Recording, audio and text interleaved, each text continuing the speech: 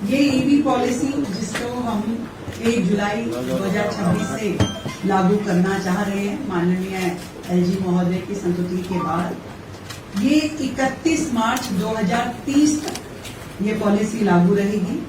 Zero emission vehicles जिसके माध्यम से हम चाहते हैं दिल्ली शहर पूरी तरीके से धीरे धीरे पॉल्यूशन फ्री सिटी में कन्वर्ट हो।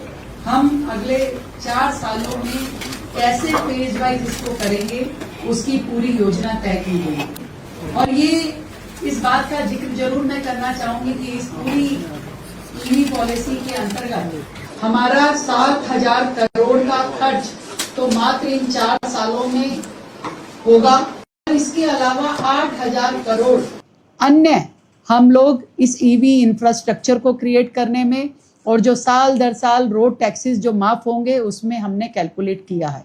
तो लगभग 15,000 करोड़ का लाभ दिल्ली की जनता को इस ईवी पॉलिसी के माध्यम से होने वाला है, जिसमें हमने खरीद पे प्रोत्साहन दिया है, स्क्रैपिंग पे प्रोत्साहन दिया है, चार्जिंग इंफ्रास्ट्रक्चर क्रिएट करना है और रोड टैक्स और रजिस्ट्रेशन की छूट भी इस पॉलिसी में दी गई है। आम जनता के लिए ये एक बहुत ही लाभकारी योजना होने वाली है, क्योंकि जो difference EV policy EV vehicles में होता था और अन्य व्हीकल के बीच में था, हमने इन सब्सिडीज के माध्यम से उस डिफरेंस को कम करने का प्रयास किया है। दिल्ली मुझे लगता है कि पूरे देश में एकमात्र राज्य है जो इतना बड़ा ईवी पॉलिसी का फ्रेमवर्क लॉन्च कर रहा है, जिसमें ना केवल 15,000 करोड़ का खर्चा हो रहा है बल्कि फेज वाइज अनकैप्ड हमने व्हीकल्स रखे हैं कि नंबर ऑफ व्हीकल जितनी जनता लेगी है उतना हम उन्हें प्रोत्साहित करेंगे, उतना उनको हम सपोर्ट करने वाले हैं। तो किसी प्रकार की हमने इन 4 सालों में कोई कैपिंग नहीं रखी है। अभी हमने जो सुना है कि इलेक्ट्रॉनिक व्हीकल पे रजिस्ट्रेशन और टैक्स फ्री इंसेंटिव होने वाले हैं, वो लॉन्ग टर्म में बहुत बहुत हाईली बेनिफिशियल होंगे। अगर आप पेट्रोल और डीजल की गाड़ियां चला रहे हो, उनके कंपैरिजन में आपके EV vehicle up front purchase cost सीधा 5 से 15% व्हीकल कॉस्ट आपको कम पड़ेगी। इसके अलावा आपका ऑब्वियसली आप ईवी चलाओगे तो इलेक्ट्रिसिटी आपकी चीप फ्यूल है, आपको ग्रीन जीरो टैक्स लगेगा। पीयूसी पे भी बेनिफिट होगा, हर बार आपको पीयूसी नहीं बनानी पड़ेगी।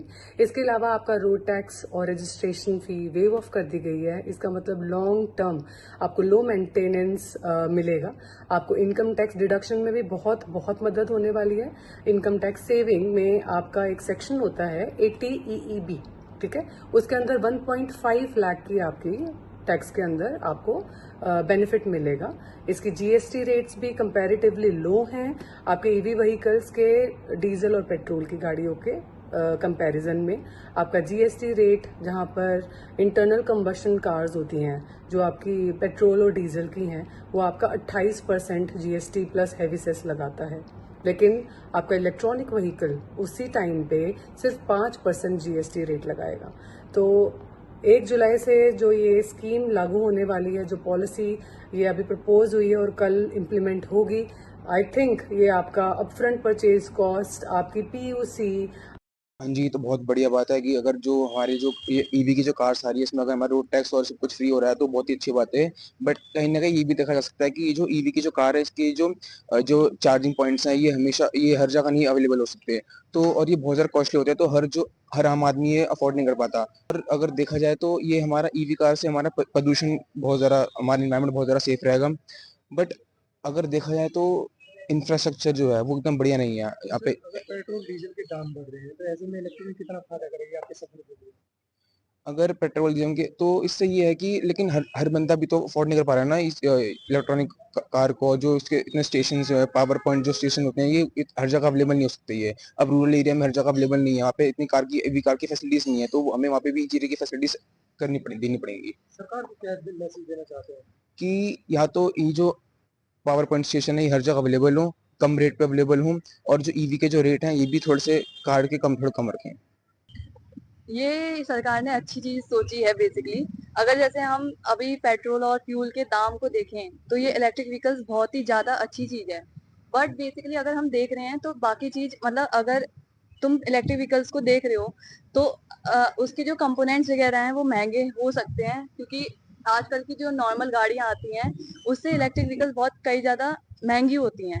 एंड उसके जैसे कंपोनेंट्स अगर हम देखें तो अगर चार्जिंग स्टेशन जैसे पेट्रोल पंप हमें हर जगह हर रोड पे मिल सकते हैं अगर तुम फ्यूल वाली गाड़ी को यूज कर रहे हो, बट बेसिकली अगर तुम इलेक्ट्रिक व्हीकल्स को यूज कर रहे हो तो चार्जिंग स्टेशन तुम्हें हर जगह मिलेंगे नहीं। एंड बेसिकली चार्जिंग में इतने तुम मतलब तुम्हें बहुत वेट करना पड़ेगा, आपको बहुत वेट करना पड़ेगा कि मतलब चार्जिंग कब तक होगी, कब तक कंप्लीट होगी। सरकार को क्या मैसेज देना चाहती है कि इस समस्या के लेकर? सरकार को मैं यही मैसेज देखूंगी कि अगर जैसे आप लोग इलेक्ट्रिक व्हीकल्स ला रहे हो तो एक्चुअली बजट को देखो, क्योंकि ये है कि जो मीडियम फैमिली में वो होते हैं तो वो लोग अफोर्ड नहीं कर पाएंगे। कुछ लोग जैसे आपने अभी 15,000 करोड़ की सब्सिडीज या इंसेंटिव निकाले हैं, बट ये सब लोगों को रखते हुए देखो कि वो लोग अफोर्ड कर पाएंगे या नहीं, क्योंकि आगे 2 साल बाद बोला गया है कि फ्यूल वाली मतलब कार्स वगैरह बंद हो जाएंगी, इलेक्ट्रिक व्हीकल्स को प्रमोट किया जाएगा। तो अगर आप गाड़ी का बजट कम कर रहे हो एंड उसके मतलब चार्जिंग स्टेशन बना रहे हो एंड उसके जो जो बेनिफिट्स हैं अगर वो आप ला रहे हो तो आपका डिसीजन ये अच्छा है।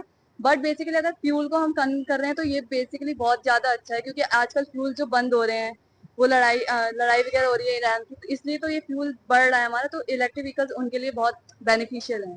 बाकी यही कि अगर बाकी 2 साल बाद अगर ये चीज ला रहे हो तो इसको अच्छे से इन्वेंट करो। तो आप अगर जो जो 2 चीज साल बाद खरीदे तो इलेक्ट्रॉनिक खरीदेंगे?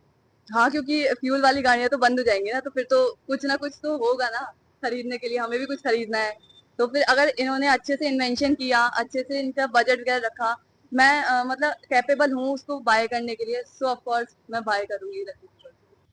इलेक्ट्रॉनिक व्हीकल्स के बारे में मेरा ये कहना है कि ठीक है, सरकार का एक बहुत अच्छा निर्देशक है, बहुत अच्छा स्टेप है कि वो चाह रहे हैं कि सारी जो कंट्री है हमारी वो फ्यूल बेस्ड व्हीकल से इलेक्ट्रॉनिक पे शिफ्ट हो जाए, बट जो चीज कहने में इतनी आसान लगती है अक्सर होती नहीं है। At the very same time last day ही हमारी सीएम रेखा गुप्ता जी ने 15,000 करोड़ का बजट निकाला है ईवीज के लिए। बट मैं उनसे उसी टाइम पे ये भी पूछना चाहूंगी, क्या दिल्ली इतनी सस्टेनेबल है कि वो इतने चार्जिंग पॉइंट्स निकाल सके? क्या दिल्ली इतनी रेडी है कि वो बैटरी डिस्पोजल पे वर्क कर सके? आज हमारे दिल्ली की बात करें तो सिर्फ 10 से 15% इलेक्ट्रिसिटी जो है वो यहाँ बनती है, बाकी 85% तक की बाहर से इंपोर्ट हो रही है। उसमें से भी 65% हम लोग कोल बेस्ड है। तो ऐसे मौके पर अगर हम लोग लाइफ साइकिल प्रोसेस को देखें, हम कोल से ही इलेक्ट्रिसिटी प्रोड्यूस करा रहे हैं और फिर इलेक्ट्रिसिटी से बात कर रहे हैं ईवी की, तो ये तो थोड़ा प्रॉब्लमैटिक सिनेरियो है। और जहां तक बात पोल्यूशन की है, डेफिनेटली नो डाउट ईवीज एक बहुत अच्छा ऑप्शन है, बसेस हमारी ईवी से चल रही है, इट्स वेरी गुड।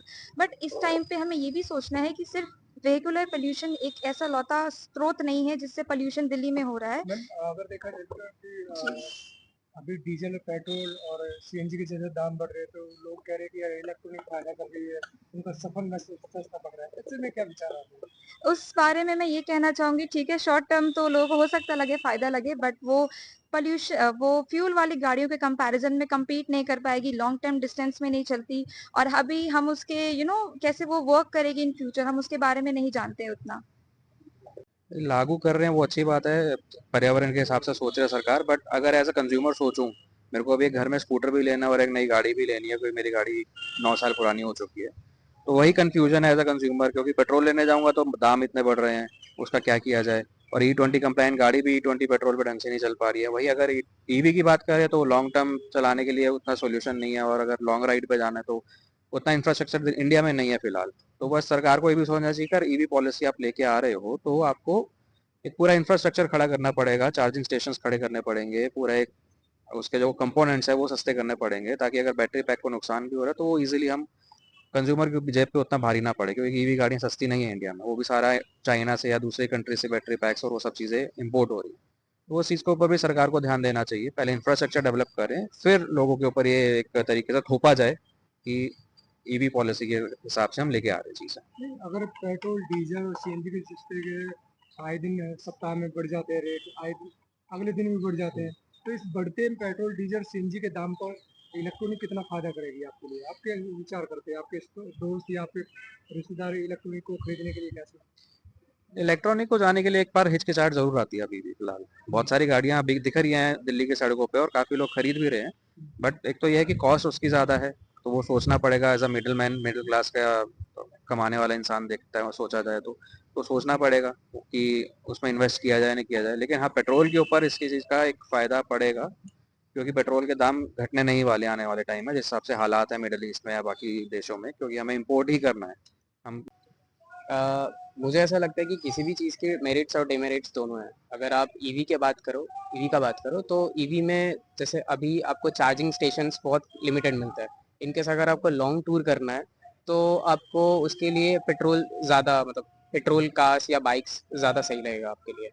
बट एक और चीज़ है, जैसे लोग कहते हैं कि ईवी में आपका कार्बन एमिशन कम है, ज़ीरो कार्बन एमिशन है। बट इनडायरेक्टली अगर आप देखने जाओ तो 60 to 70% जो पावर जनरेशन होता है इंडिया में, वो थर्मल पावर जनरेशन है, जो कोयला से बनता है।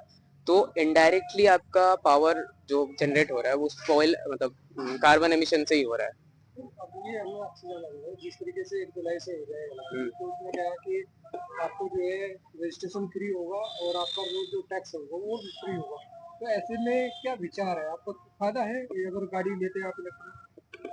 अगर आपका पहला व्हीकल है, फर्स्ट व्हीकल आप परचेस कर रहे हो, तो वो इंसान के लिए बहुत मतलब एक्साइटिंग चीज़ होती है। मतलब मैंने अभी तक मैं सोच रहा था अभी रिसेंटली बाइक लेने का, बट मेरा जो जो जिस सेगमेंट में जो बाइक्स आ रहा है, जैसे रॉयल एनफील्ड हंटर अगर मैंने ले लिया, तो वो ईवी में नहीं है, वो पेट्रोल में ही है। तो अगर अच्छी बाइक्स आए तो जो देखने में अच्छा लगे, या रॉयल एनफील्ड जैसे कंपनीज अगर ईवी पे काम करे, यही सारी चीज़ें, तो हो सकता है मैं लूँ ऐसे।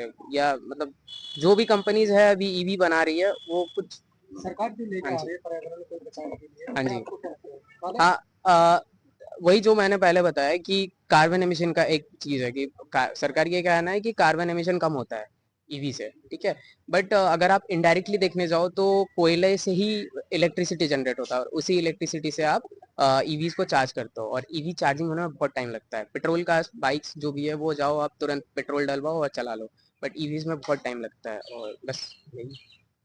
तो क्या विचार है, तो खरीदेंगे या नहीं? नहीं, मेरे हिसाब से तो मैं अभी नहीं लूंगा। अगर इनका इंफ्रास्ट्रक्चर और बेटर होता है, हर जगह आपका वो लग जाता है जहाँ पे चार्जिंग, वो इंफ्रास्ट्रक्चर अगर इस चीज़ का कर देता है कि हाँ कहीं पे भी जाओ, इन केस मैं लद्दाख भी जाऊँ तो मुझे वहाँ पे चार्जिंग स्टेशन मिल जाए, तो हो सकता है मैं कंसिडर करूँ। देखिए जैसे दिल्ली गवर्नमेंट ने हमारे जो इंट्रोड्यूस किया है EV Delhi new EV policy, जिसमें गवर्नमेंट इनिशिएटिव ले रही है कि हम इलेक्ट्रिक व्हीकल्स को प्रमोट करें और पेट्रोल और डीजल वाली गाड़ियों को मतलब उसको हटा दे बिल्कुल अच्छे से। जैसे कि इन्होंने बोला है कि नेक्स्ट ईयर 2028 में ये लोग ये पेट्रोल और डीजल वाली गाड़ियां बेचनी बंद कर देंगे।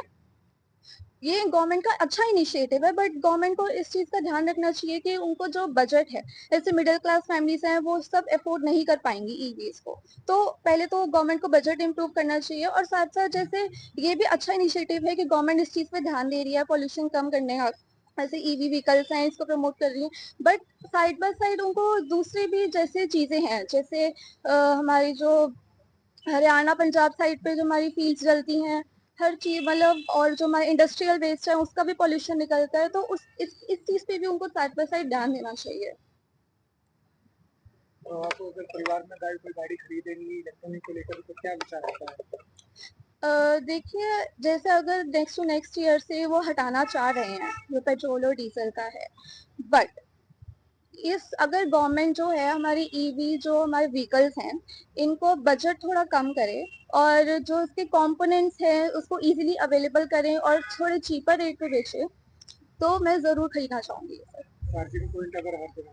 यस, चार्जिंग पॉइंट जैसे आपको भी पता है कि हर जगह अवेलेबल नहीं है, बहुत ही कम जगह पे अवेलेबल है। तो अगर गवर्नमेंट इस चीज पे और ध्यान दे कि जहाँ पे लोग जो है इजीली चार्ज कर सके, और तो फिर अगर हम इसका ध्यान दें तो फिर मैं जरूर खरीदूंगी।